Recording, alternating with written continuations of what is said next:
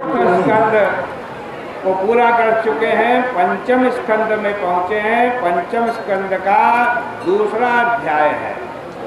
पहले अध्याय में आपने प्रियव्रत की कथा सुनी। सुखदेव जी कहते हैं कि परीक्षित, जब महाराज प्रियव्रत घर छोड़ करके वन में चले गए तपस्या करने के लिए, वहाँ भगवान का भजन करने लगे, तब उनके पुत्र जिनका नाम आग्नित्र है, वो जम्बू द्वीप की प्रजा का पालन वैसे ही करने लगा जैसे कोई पिता पुत्र का पालन करता हो। समय समय पर भगवान की आराधना भी करते और राज्य का पालन भी करते थे। समय आने पर आग्नित्र के मन में पुत्र की कामना हुई और वे उसको पूरी करने के लिए मंदराचल पर्वत की गुफा में ब्रह्मा जी की आराधना करने लगे। ब्रह्मा जी उनके मन की बात जान गए। उन्होंने अपनी सभा में एक पूर्व चित्ती नाम की अप्सरा को आग्नित्र के आश्रम में, उपवन में भेज दिया। बहुत विचित्र वर्णन है उस उपवन का। अप्सरा वहाँ आई और इधर उधर घूमने लगी। उसकी सुललित गतिविधि और पादप विन्यास की शैली से रुनझुन की झंकार होने लगी। महात्मा आग्नित्र ने अपनी आंख खोली तो क्या देखा कि वह अप्सरा वैसे ही उनके चारों तरफ घूम रही है जैसे भंवरी फूलों की सुगंध लेते हुए घूमती है। राजा उस पर मुग्ध हो गए। उनके पास जाकर उससे पागलों की तरह बात करने लगे। उन्होंने कहा कि मित्र, तुम कौन हो? यहाँ किस लिए आए हो? क्या तुम कोई देव माया हो? हम लोगों का उपकार करने के लिए आई हो?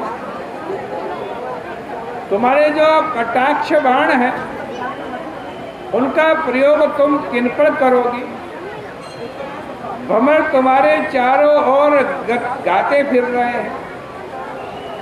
हम तुम्हारे चरण नूपुरों की मधुर ध्वनि सुन सुन करके तुम पर मुग्ध हो गए। रूपम तपोधन तपश्चरताम तपोधन। हे तपोधन, तुम्हारा ये रूप तपस्या करने वालों की तपस्या को मिटाने वाला है। आओ आओ, मेरे साथ मिलकर तुम भी तपस्या करो। मैं तुमको कभी नहीं छोड़ूंगा। इस प्रकार राजकुमार आग्नित्र उस सुंदरी अप्सरा से ऐसे बोलने लगे जैसे वो पहचानते भी ना हो कि ये स्त्री है या पुरुष। बोले कि जहाँ तुम्हारा मन हो वहाँ मुझे ले चलो। माम चार संघर्षिते तुमरुप्रतन्ते चित्तम यतः प्रतिसरन्तु शिवा सचिभ्यः। सुखदेव जी महाराज कहते हैं, जब स्त्री समझती है कि सामने वाला पुरुष भोला भाला है, बुद्धू बनाने लायक है, यह मेरी मुट्ठी में रहेगा, तब वो उस पर मुग्ध हो जाती है। और आग्नित्र भी ललना नुनयाति विशारद, स्त्री को खुश करने में बहुत विशारद थे। इसलिए उन्होंने उसको प्रसन्न कर लिया। फिर बुद्धि, शील, रूप, वय, श्री और औदार्य सब में वे श्रेष्ठ थे, और स्त्री को इसके सिवाय और क्या चाहिए।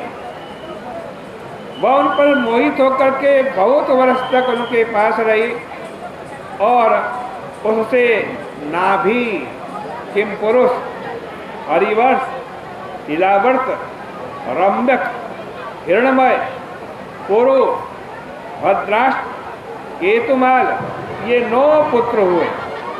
फिर अग्निद्र ने अपने उन पुत्रों के लिए जम्बू द्वीप के 9 खंड दे दिए, लेकिन राजा अग्निद्र को उस काम भोग से तृप्ति नहीं हुई, क्योंकि काम के उपभोग से काम की शांति कभी नहीं होती।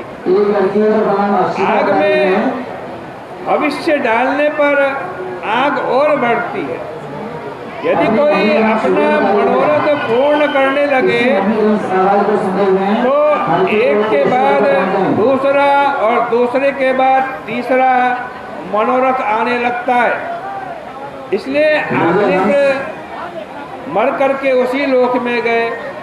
उनके जाने के बाद उनके 9 बेटों ने अपने अनुरूप मेरुद्वीपी, प्रतिरूपा, उग्रदृष्टि, लता, रम्या, श्यामा, नारी, भद्रा और देववीति नामक 9 कन्याओं से विवाह किया।